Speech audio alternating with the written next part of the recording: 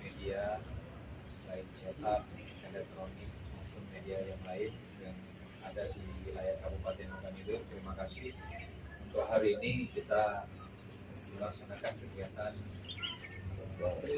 rilis akhir tahun untuk penyelesaian perkara yang kami tangani atau terkait dengan hasil dari kegiatan pelayanan masyarakat Polres Ogan Ilir selama tahun 2023. Alhamdulillahirrahmanirrahim, sama-sama kita bersyukur kepada Tuhan Yang Maha Esa karena kita berada di penghujung tahun di tanggal 29 Desember tahun 2023. Ini dalam jumlah tindak pidana yang ada selama tahun 2023 ini ada 256 perkara. Yang selesai adalah 203 perkara, sehingga penyelesaian perkara yang ada pada Polres Ogan Ilir itu dipersentase sebanyak 79,30% dengan resiko penduduk 60 dengan selang waktu 34,2188 jam. Untuk jenis golongan kejahatan terjadi kenaikan pada kejahatan transnasional dari 78 pada tahun 2022. Pada tahun 2023 ini naik 81 perkara. Kemudian kejahatan konvensional mengalami penurunan di tahun 2022 ada 226 untuk tahun 2023 ini terjadi penurunan sekitar 29% menjadi 175 perkara. Kemudian untuk narkotika untuk tahun 2022 jumlah tindak pidana narkotika itu sebanyak 78 jumlah perkara. Kemudian untuk tahun 2023 ada 81 perkara. Tren persentase dari jumlah tindak pidananya naik 104%. Kemudian jumlah kecelakaan lalu lintas di tahun 2022 ini ada 164 perkara kasus laka lantas. Ini pada tahun 2023 jumlah kecelakaan yang lalu lintas terjadi kenaikan sebanyak 15,90%, naik 31 perkara. Dengan persentase penyelesaian perkara untuk tahun 2023 itu ada penyelesaiannya 94,36%. Kemudian untuk dibandingkan dengan tahun 2022 tahun lalu ini penyelesaian perkaranya 100%. Jadi ada penurunan eskalasi penyelesaiannya 5,64%. Jadi itu yang saya sampaikan terkait dengan laka lantas. Saya lampirkan juga untuk yang meninggal dunia dari perkara kecelakaan lalu lintas tahun 2022 ini ada 50 jiwa untuk meninggal dunia. Kemudian yang tahun 2023 ada 79 jiwa yang meninggal dunia. Kemudian luka berat tahun 2022 ada 78 jiwa. Untuk 2023 ada 100. Kemudian luka ringan tahun 2022 ada 149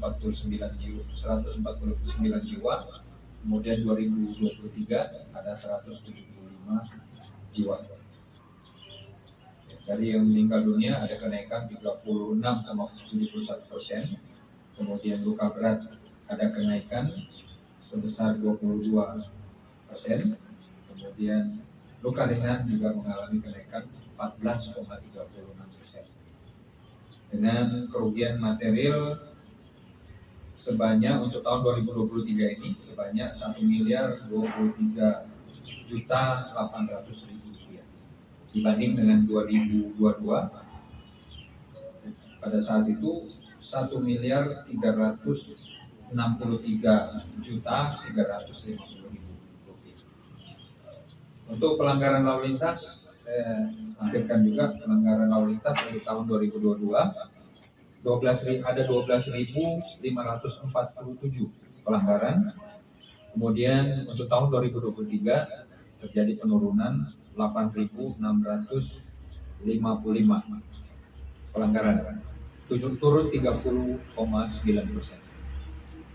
Itu yang perlu saya sampaikan untuk rilis penyelesaian perkara mulai dari pidana, kemudian perkara pelanggaran penggunaan narkoba dan kecelakaan lalu lintas, termasuk juga pelanggaran lalu lintas. Demikian.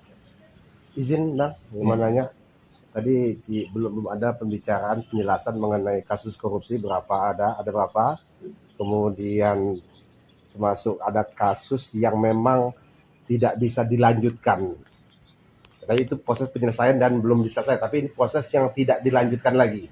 Itu ada berapa? Kemudian tadi terjadi kenaikan baik dari perkara kasus narkoba, laka lantas. Ini seperti apa langkah selanjutnya di tahun 2024 sebagai bahan evaluasi kita agar persoalan-persoalan permasalahan ini bisa ditekan. Demikian. Ya, baik.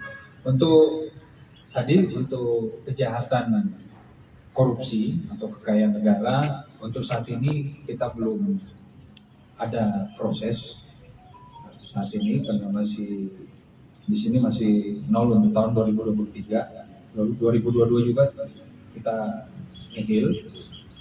Kemudian untuk kejahatan konvensional dan narkoba, untuk kedepannya ini kami mengingatkan kepada seluruh warga terkait dengan situasi ekonomi kita saat ini. Perlu kita sampaikan kepada seluruh warga agar pertama segera mencari lowongan kerja atau pekerjaan yang kira-kira dapat digunakan dalam kegiatan-kegiatan masyarakat seperti UMKM. Ya, karena perekonomian saat ini semakin lama kita lihat karena desakan ekonomi sehingga tingkat kriminal mulai naik dibanding juga tenaga kerja yang semakin lama semakin peluangnya semakin kecil. Kemudian juga kami sampaikan juga kepada masyarakat untuk penggunaan narkoba supaya sadar untuk wilayahnya, khususnya wilayah dusun, desa, dan kecamatan yang biasanya digunakan untuk kegiatan transaksi narkoba. Kami berharap kepada seluruh warga agar tidak memberikan toleransi atau tempat kepada mereka yang akan melaksanakan atau melakukan transaksi narkoba di tempatnya. Di tempat-tempat wilayah Ogan Ilir utamanya, ini saya betul-betul menekankan karena dengan memberikan kesempatan mereka melakukan transaksi atau melakukan aktivitas kejahatan narkoba penggunaan narkoba di tempatnya, dalam hal ini di desa maupun dusun, ini memberi peluang untuk mereka merusak generasi-generasi kita, termasuk desa atau kecamatan tetangganya. Nah, ini saya minta proaktif kepada seluruh masyarakat untuk tidak memberikan ruang atau kesempatan kepada mereka melakukan kegiatan-kegiatan ini.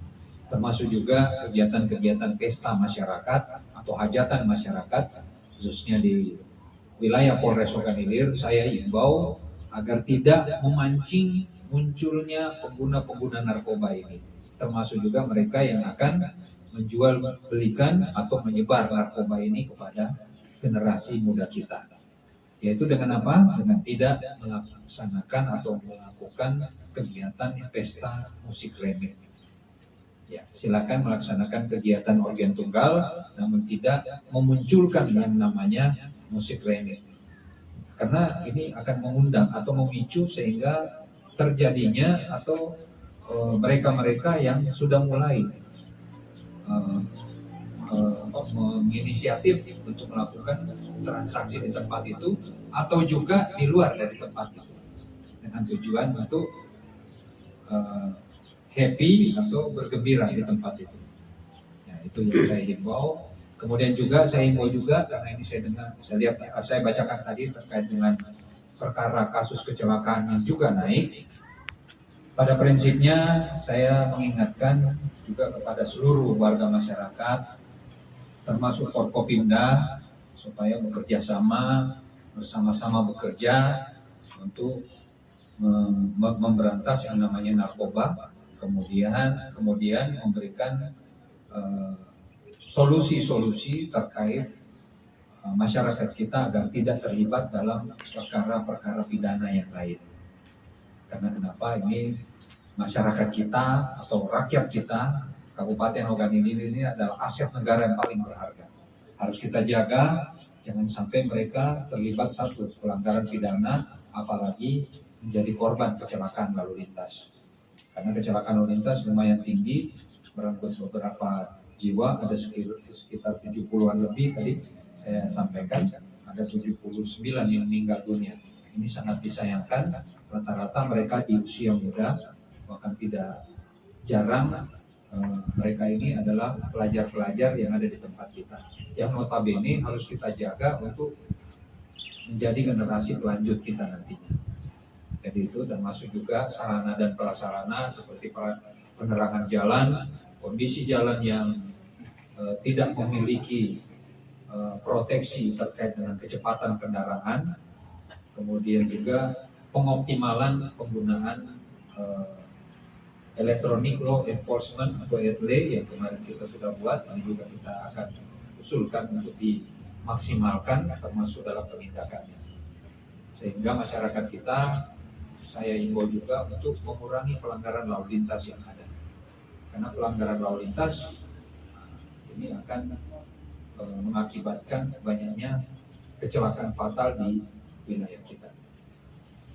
Untuk ini pernah himbauan untuk para pelajar kan ada himbauan tegas? Ya, himbauan kami sifatnya tidak tegas ya, maksud saya humanis.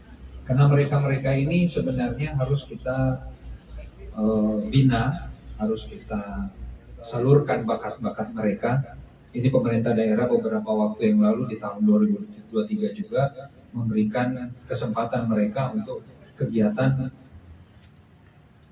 gestrek, ya, gestrek, kegiatan-kegiatan yang lain yang sifatnya untuk menguji keterampilan berkendara.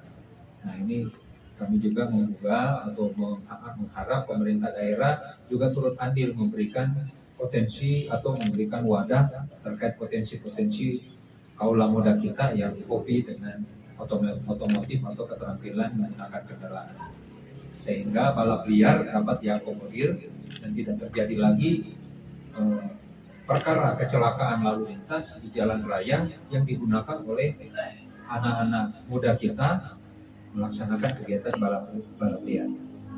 Bang, antisipasi kecelakaan dan kejahatan malam libur tahun baru ini seperti apa yang dilakukan oleh Polres Ogan Ilir, Bang? Nah, baik. Untuk kegiatan yang akan dilaksanakan, bahkan yang telah dilaksanakan oleh personil Polres Ogan Ilir, mulai dari Polres Ogan Ilir sampai dengan Polsek jajaran, yaitu melaksanakan kegiatan rutin yang ditingkatkan, yaitu pelaksanaan sweeping kendaraan-kendaraan, baik yang mereka yang tidak menggunakan helm maupun yang membawa senjata tajam, juga mereka yang mengkonsumsi miras. Dalam kegiatan malam tahun baru ini, kita juga akan melaksanakan show of force, akan melaksanakan kegiatan razia berserentak terkait dengan penjualan bahan peledak atau kembang api. Harapan saya, masyarakat kalau boleh tidak usah menggunakan senjata, bahan peledak atau kembang api, ya, atau petasan, mercon yang nanti mengakibatkan kebakaran bahkan juga korban. Beberapa tahun yang lalu, ada 1 tahun yang lalu, awal tahun 2022, insiden terkait penggunaan bahan peledak atau kembang api ini terjadi di beberapa wilayah di Indonesia. Salah satunya korbannya adalah bupati, ya, sampai yang bersangkutan harus putus tangannya dan mengakibatkan korban jiwa yang berada di samping kiri kanannya. Nah, ini salah satu bahaya dari kembang api atau mercon.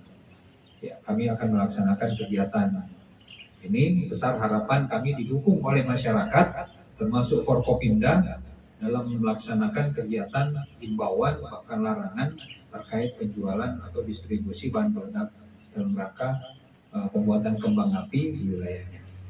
Itu.